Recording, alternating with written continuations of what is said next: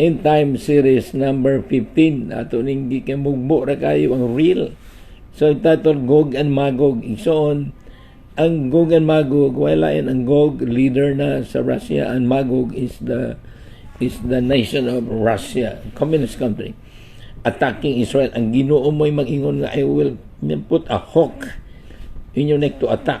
Unya mo ang mubandar ba niya ang kining mabindan pa man ng Iran, di man na mahurot Iran, mo na Persia, then Libya, Ethiopia, Sudan, mo na put on course, no?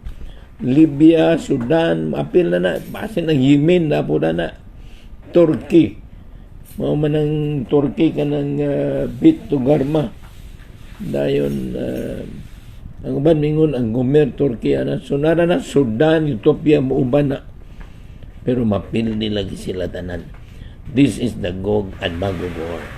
Gog, a person na leader sa Magog, and Magog is a country, and that is Russia.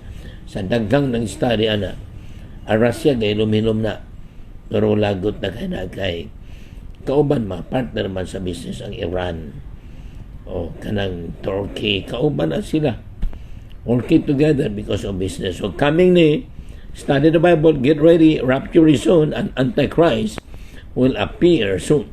Good.